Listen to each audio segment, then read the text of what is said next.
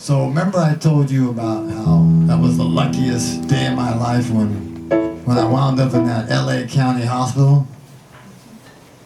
Well, I'm going to tell you how I got a gold record. About 25 years ago, I was writing music with a blind R&B and gospel singer and producing her to sing the songs. And one of the gigs, a little showcase gig, was at the was down here at the Smith Tower, that little park right next to the Smith Tower, and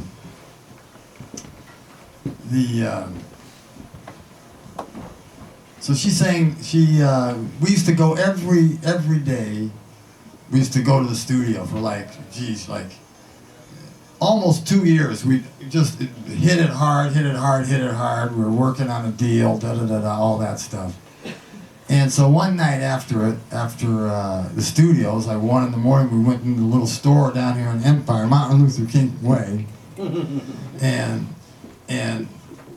we went in the store, and as we were leaving, I said, man, I said, that was strange. I was getting some strange looks, being the only white cat in the store.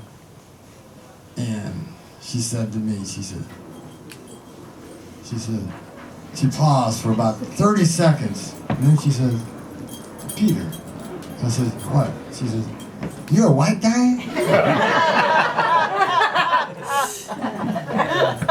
So she was, the same girl was singing the song down at Smith Tower Park there, and she was singing a song called Jesus is Crying that I sent to my music publisher. I had signed this music publishing deal in the 90s. It was the second deal of my life, right? And these guys, oh, you can write whatever you want. You're older, you're seasoned, do what you want. So I was sending him all these introspective, gospel vibe things with metaphors of Jesus and stuff. And they didn't like it. You know, he says, I don't want this shit, you scrap. He says, what I want is I want you to write, rap, and I want you to write hip hop. And I said, man, we made a deal. We signed the contract, blah, blah, blah. He says, don't work. And I said, bye. So we just said goodbye. It was gone, it was done.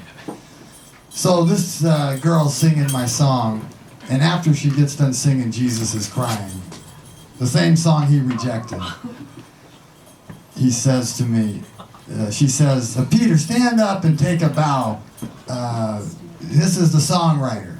And so I stood up and waved, and then, so I'm sit back down, and some guy comes up and taps me on my shoulder. And he's a homeless guy. And he says, Peter. He says, you're Peter? And I go, yes. He said, I want you to know that while that girl was singing the song, that was the most peaceful 3 minutes of my life. He says, you brought me so much comfort. He says, I felt understood for the first time in years. He said, thank you so much for that song. He says, I'll always remember you, and I'll always remember your song. I says, well now, bro, it's your song too. And that's how I got my gold record. The gold record of the heart.